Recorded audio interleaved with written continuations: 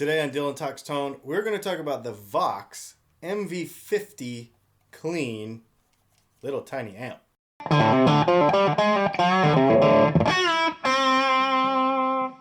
Well, how's it going? This is Dylan and Dylan Talks Tone. Today we're going to talk about a little baby amp that I am really excited about. Do me a favor. Demos, technical stuff, guitar tone, everything. That's what we do on Dylan Talks Tone. Hit that subscribe button down there if you would. That'd be killer. And share it around too. We do a lot of fun stuff here at Dylan Talks Tone. Today we're going to talk about this little baby amp. This is a 50 watt guitar amp in this little package. It's under a pound. Volume, bass, treble, plug it in, turn it on, go. On the back, you've got speaker output. You've got a line or headphone output. I actually used that for line out for recording earlier. It's pretty awesome. There's an economy mode. There is a standby and on switch. I don't like this little power switch on the back. I wish they would put like a big rocker or something. That would be cool. There's a flat and a deep switch, and then there is an attenuator. This is my other little complaint about this amp. The attenuator on it, so you can run it at full power, you can run it at partial power or like really tiny power. I don't like the power-soaked kind of sound that it has when you run the attenuator. Now the good news is the volume. This amp works so good, and we're going to get into why here in a minute. But this amp works so good, even at very low volumes, that I don't see any really reason to attenuate it. It works awesome. With pedals, without pedals. We're going to show you that here right now. All right, so now we've got it plugged in. We've got it running through a single 12, 8 ohm cabinet. Now, one note I want to mention about this. This is a 50 watt amp, right? But that's at 4 ohms.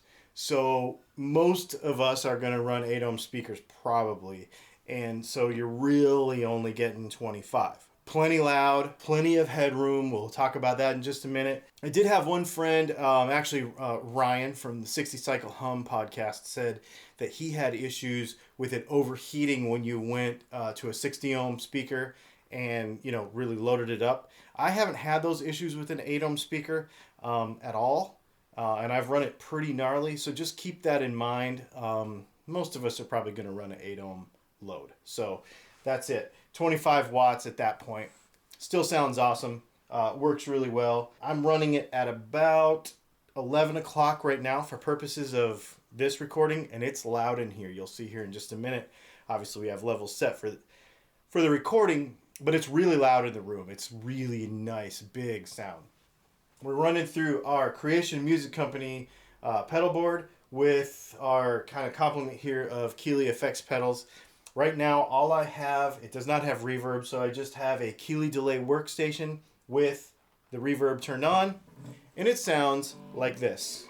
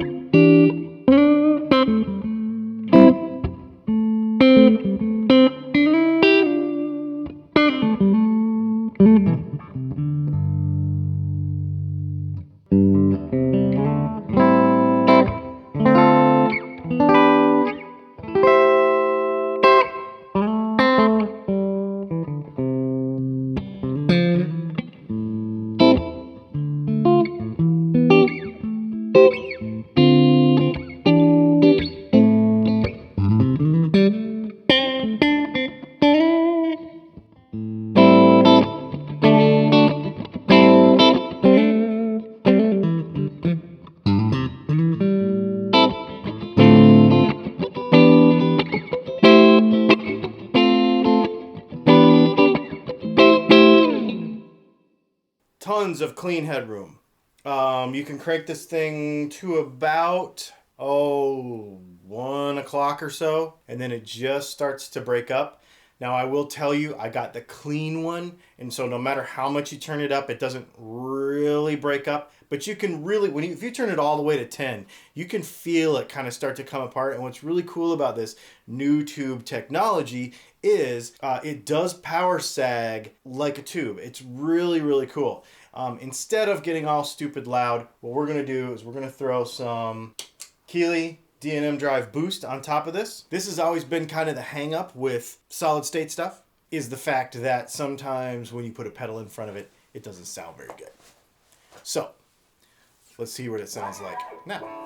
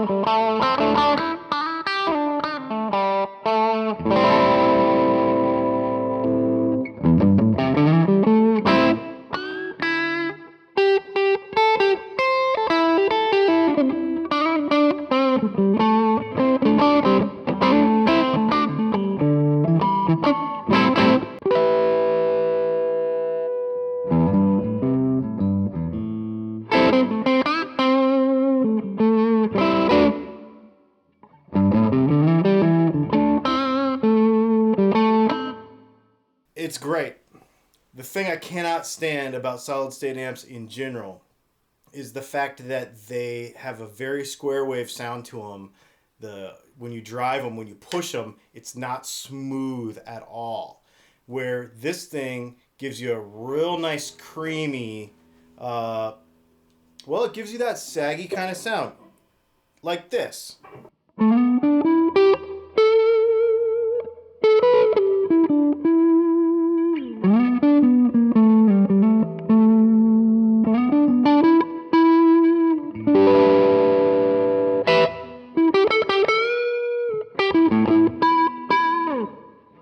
Really just super smooth. There's no jagged edges to it.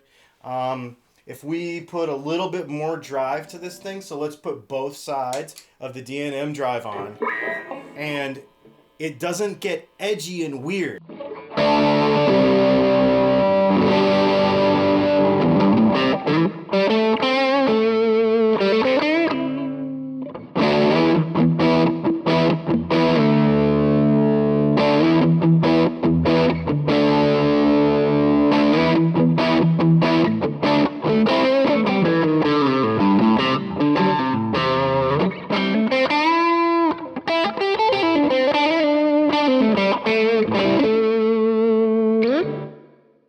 And all everybody's going to say, well, you don't play stuff clean enough.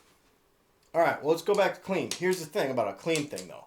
When we're doing solid state amps, a lot of times they do cleans very well, except for a couple of areas, in my opinion. So let's talk about those few areas. It's the highs. To me, they get too brittle.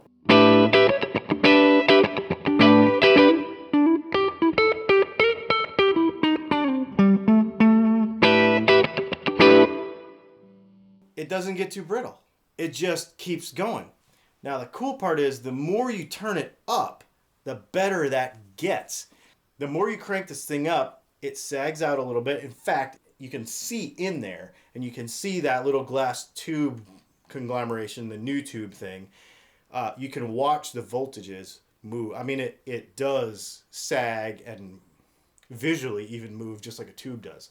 Why would you buy one? I'm going to actually put it on my pedal board, and I'm going to be able to use it for kind of a grab and go thing. I'm going to probably record videos with it. I'm probably going to, I like any kind of low volume situations with it. You could gig with this thing with this single 12 with no problem at all. If you have a conventional tube amp and you're out gigging and you blow something, you could plug that thing in its place and get through the rest of the gig, and it's only this big, goes in your gig bag. I think everybody should have something like this. It's fantastic. There's really no reason to not have it. Now, a lot of people are going to be like, I can't even believe you made this video because it's solid state and blah, blah, blah, tube, blah, blah, blah, blah, tube. I said this before, I'm going to say it again. This new stuff is so good, whether it be the Kemper, the MV50, the Boss Katana, any of this new solid state stuff is so good that you almost have to like be a jerk and like hate it on purpose to not like it. And yes, it doesn't completely replace, your conventional tube amp. Nothing will. However, it does have a place in a lot of guys' rigs or as a backup or something like that, I think you'll really, really dig it. They're only 200 bucks. We'll leave a link in the description of this video where you can get one. I just think it's a fantastic kind of alternative thing to have around. And for those guys that have space constraints, volume constraints, and are looking to get into an amplifier for $200 that gives you really nice performance, especially for the money. That's the thing you got to remember, okay? This over here, used in its beat up state, is $1,000. This over here, $2,500. That thing right there, $200. And it gives you fantastic baseline to build all your other stuff on top of. My name is Dylan. This has been Dylan Talks Tone. I hope you enjoyed this video. If you have any questions or you want to argue with me about tubes versus solid state, because that's always fun, do that. Hit at me in the comments, and we're going to talk about this some more because we've got another amp that we want to show you as well, the Boss Katana 50. My name is Dylan. This has been Dylan Talks Tone, and we'll see you next time.